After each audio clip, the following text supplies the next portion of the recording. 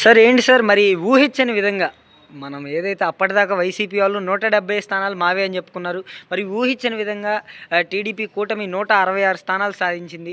మరి టీడీపీ ప్రభుత్వం పరిపాలనా విధానం చేదగాని విధానంగా మారిపోయింది అనేసి వైసీపీ వాళ్ళు కామెంట్ చేస్తున్నారు. దీని గురించి మీరేం మాట్లాడతారు? ముందుగా నమస్కారం సార్. చంద్రబాబు నాయుడు గారి గురించి 1985 కానించి పార్టీలోకి వచ్చిన కాడి నుంచి ఆయన ఒక పార్టీకి నిరంబరగా నిబద్ధతో పనిచేసిన వ్యక్తి. అతను 95లో ముఖ్యమంత్రిగా ప్రమాణ స్వీకారించి రాష్ట్రాన్ని అభివృద్ధి చేయటమే కావాలి కానీ అరాచకం వద్దు ఫస్ట్ నుంచి. ఎందుకంటే మేము ఎమ్మెల్యే గారిని చూసాం, ఆ అభివృద్ధి లేకపోతే అరాచకం అయితే చంద్రబాబు గారు రానిలా నువ్వు ఇట్లా చేస్తే కాదా పల్నాల్లో బాగా చదువుకోవాలి, విద్య ఉండాలి, అలాగే అభివృద్ధి కావాలి తప్పించి అరాచకం చేస్తే నీ దగ్గరకు రాయని చెప్పారు. అదే విధంగా కంకణం కట్టుకొని రఘునందన్ గారు కానివ్వండి, చంద్రబాబు గారు రాష్ట్ర అభివృద్ధి పదం నడిపించారు. తర్వాత ప్రతిపక్షం కూడా బాగా పోరాడి మళ్ళీ రాష్ట్రాన్ని గాలిలో పెట్టారు.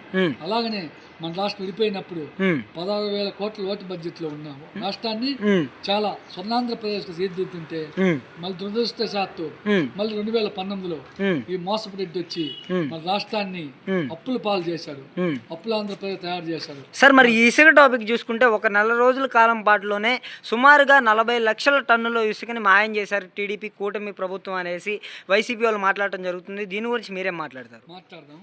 ఫస్ట్ చంద్రబాబు ఎక్కగానే కరెక్ట్ గా 15-20 రోజుల్లో పెన్షన్ చూసాం మనం. పెన్షన్ పోయిన 3 నెలలు 3,000 కలిపి ఈ 4,000 కలిపి 7,000 రూపాయలు ఘనత ఏ రాష్ట్ర ప్రభుత్వం చేసినా మన భారతదేశంలో గమనించిన ప్రజలందరూ. అలాగనే ఇసుక పాలు తీసుకొచ్చి దాదాపు టన్నులు పెట్టించి ₹1 ఉచితంగా ఇసుక ఇచ్చిన ఘనత మన చంద్రబాబు నాయుడు దక్కుతుంది. అలానే మన రాష్ట్ర ప్రభుత్వం దక్కుతుంది వ్యవస్థని.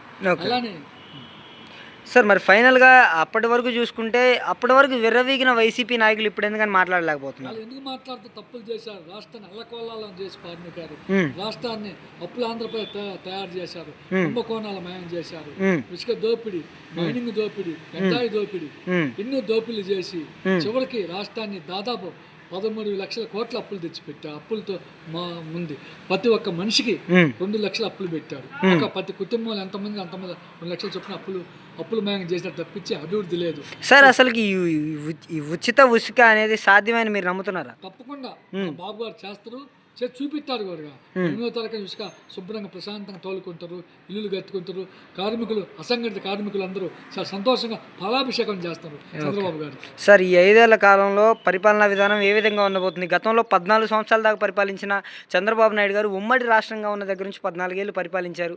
మరి ఈ 5 ఏళ్ల కాలంలో ఎలా జరగబోతుంది అంటారు? ఇప్పుడు కూటమి ఉంది, ఒక ఎత్తు అయితే 5 సంవత్సరాలు రెట్టింపు ఉత్సాహంతో మన అమరావతిని పూర్తి చేస్తారు, అలాగనే పోలవరాన్ని పూర్తి చేస్తారు. రెండు కూడా గత 2-3 సంవత్సరాలు కంప్లీట్ అయిపోతాయి. మనందరికీ పోలవరం నీళ్లు వస్తాయి. చాలా సంతోషంగా రాష్ట్ర అభివృద్ధి చెందుతారు. అన్ని విధాలు అన్ని రంగాల్లో డిఎస్సి గాని మనం పెట్టారు, డిఎస్సి గాని దాదాపు ఇసుక పాలసీ పెట్టారు. అలానే మైనింగ్ పాలసీ పెడతారు.